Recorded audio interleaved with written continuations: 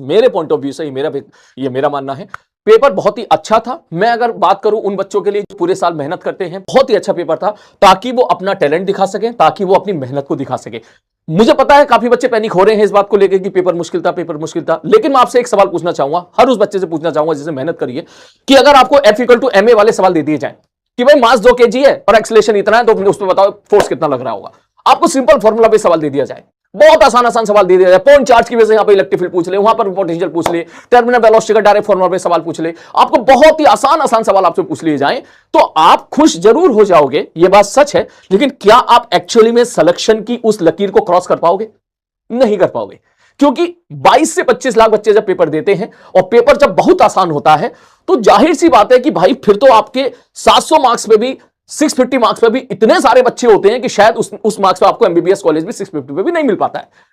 तो आपने पूरे साल मेहनत करी, आप इस चीज को समझो, मेरा पॉइंट आप समझने की कोशिश कीजिएगा। आपने पूरे साल मेहनत करी है, आपने दिन रात एक करके मेहनत करी है, 1 साल 2 साल, कुछ बच्चों ने 3 साल 3 साल मेहनत करी है। दैट मींस आपके लिए आप डिजर्व करते हो एक ऐसा पेपर जिससे आपकी काबिलियत निकल के आए बाहर, जिससे आपकी मेहनत निकल के आए बाहर, जिससे आपका इंटेलिजेंस लेवल बाहर निकल के आए। उस पॉइंट ऑफ व्यू से बेटा मैं अगर मैं बात करूं तो यस, पेपर बहुत अच्छा था, ठीक है। डायरेक्टली क्वेश्चंस फॉर्मूला बेस काफी कम थे, ठीक, लेकिन थे आसानी, मैं आसान ही बोलूंगा। 30% पेपर बहुत आसान था, 50% पेपर मॉडरेट था, 20% क्वेश्चन आप लोगों के लिए वो थोड़े टफ साइड चले गए थे। और टफ साइड जाने की वजह यह भी होती है कि थोड़ा सा समय आपको नहीं मिल पाता है। अगर आपको वही पेपर अगर अपन घर पे दें और घर पे आपके पास समय अच्छा खासा हो, तो दैट मींस आप उस क्वेश्चन को बेटर अटेम्प्ट कर सकते हैं। फिर भी 20% पेपर मैं आपसे बोलूंगा कि कैसा था मेरे भाई, टफ था। इसलिए लेकिन पैनिक होने की कोई जरूरत नहीं है आपको। आप ये मत सोचिए कि यार पेपर टफ आ गया, यार पेपर टफ आ गया, मेरा तो सिलेक्शन नहीं होगा। नहीं, आप इस गेम को समझो।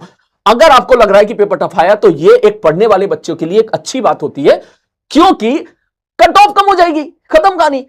वो हमारे मार्क्स अगर आते हैं तो हमको फील गुड होता है, वो अलग बात है कि हमको बहुत अच्छा फील हो रहा है, ये सवाल मैंने सही कर दिया, यस ये सवाल मैंने सही कर दिया। अरे भाई तूने अकेले ने थोड़ा सही किया, अगर 22 में से 20 लाख बच्चे उस सवाल को सही करके आ रहे हैं, तो फिर तो क्या फायदा हुआ इस चीज का। इससे बेटर है कि ऐसा सवाल आया जो तूने मेहनत करी थी, तूने सारी क्लास अटेंड करी थी, लास्ट तक तू टिका हुआ था, और लास्ट लेक्चर से वो सवाल आ गया और तू वो सही करके आ गया। तो यहां बेसिकली आपको इसका फायदा मिलता है, आपकी मेहनत यहां पे कामयाब बनती है। तो मैं आपसे यही बात बोलूंगा, बेटा पैनिक बिल्कुल मत होइएगा। कट ऑफ कम चली जाएगी, 15 20 25 मार्क्स की कट ऑफ और नीचे चली जाएगी, लेकिन आपकी मेहनत जरूर निकल के आएगी। तो अगर मैं ओवरऑल पेपर के बारे में बात करूं यहां पर, तो पेपर जो है जैसा मैंने आपको बोला 30% अप्रोक्सीमेटली इजी था, मीडियम 50% अप्रोक्सीमेटली, और हार्ड आपका 22% का था। ये 11th और 12th का वर्जन है, ठीक है। ऑलमोस्ट अप्रोक्सीमेटली 50-50% 11 12 की फिजिक्स यहां पे पूछी गई है। ये चैप्टर्स हैं, आप यहां पे स्क्रीनशॉट ले सकते हैं। इन चैप्टर से हमारे कोई साल जो है नीट में पेपर पूछे गए हैं, या आप इस यहां पे स्क्रीनशॉट ले सकते हैं। अगर आपको किसी को जो नेक्स्ट ईयर जो बच्चे पेपर देने जाते हैं, उनको अगर ये डेटे की जरूरत है, ये क्वेश्चन है यहां पर जो पूछे गए हैं चैप्टर वाइज, यहां पे डिफिकल्टी लेवल सारा यहां पे मेंशन हमने कर दिया है, ठीक है। चैप्टर वाइज यहां पर रीनीट 2000 पेपर डिस्कशन, ठीक, ये सारी चीजें, जैसे सेमीकंडक्टर डायोड है, ठीक है, सेमीकंडक्टर से इस बार जो है सवाल आ गया, ठीक है, वही डायोड वाला सवाल आ गया। अब डायोड वाला सवाल तो हर कोई किया करते थे, लेकिन इस बार उसने क्या किया, इस बार उसने थोड़ा डिप्लीशन रीजन के साथ पूछ लिया। फ्लूइड मैकेनिक्स का सवाल आ गया, टर्मिनल वेलोसिटी का, लेकिन उसने टर्मिनल वेलोसिटी डायरेक्ट पूछने की बजाय उसने हल्का सा ग्राफ पूछ लिया। तो ये चीजें मेरे भाई काफी इस बार जो है अच्छी देखने के लिए मिली है, ठीक। ये आपके जो है चैप्टर वाइज है सारी चीजें। रीनीट 2025 डिस्कशन, मीन फ्री पाथ, जैसा आप देख मीन फ्री पाथ होता है, कितने बच्चे मीन फ्री पाथ पढ़ते हैं यार? वही बच्चे पढ़ते हैं जो लास्ट तक टिके रहते हैं, वही बच्चे पढ़ते हैं जो सिंसियर तरीके से मेहनत करते हैं। मीन फ्री पाथ पे सवाल आ गया, ठीक।